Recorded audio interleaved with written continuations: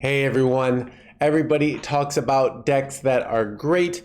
We know a lot of the decks that are great on day one, but I want to talk about some of the decks that suck, the decks that people were like, this is going to be great, and then it's just crashing and burning hard. These are decks that if you're on a budget, stay away from these decks. These decks are the dust deleters. You could still have fun with these decks, but you could have fun with everything. So I'd say I'd have fun with a high win rate deck, but to each their own. But if you are thinking, oh, this deck is good, they are not.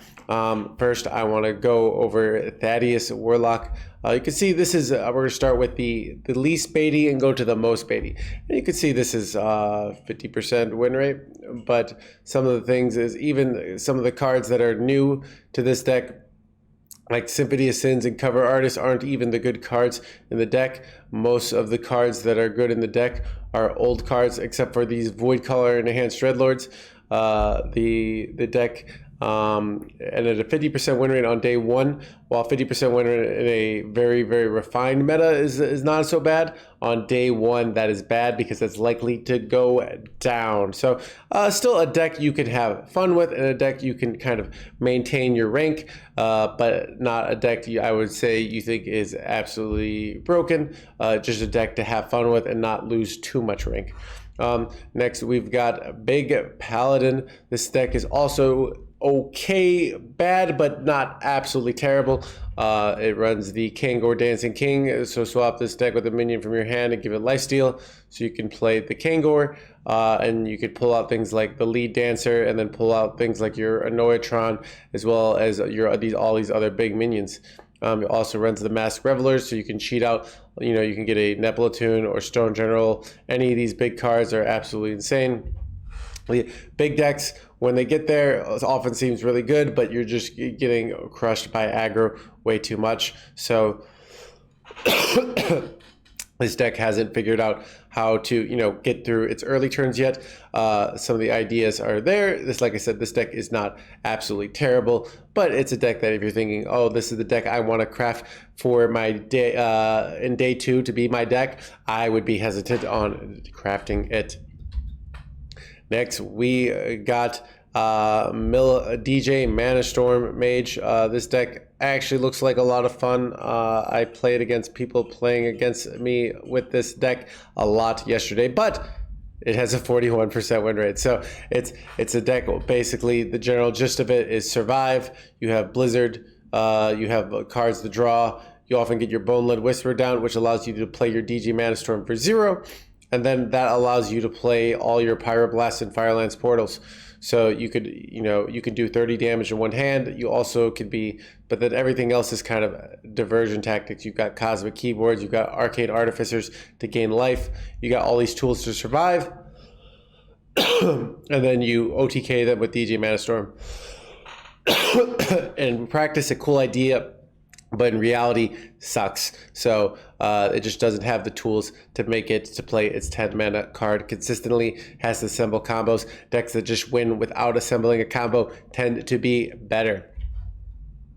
Next we got Overheal Priest. This kind of runs a lot of things like the Fan Club and a lot of these overhealing cards. Things like the Mana Geode, and uses it to get these cool overheal effects.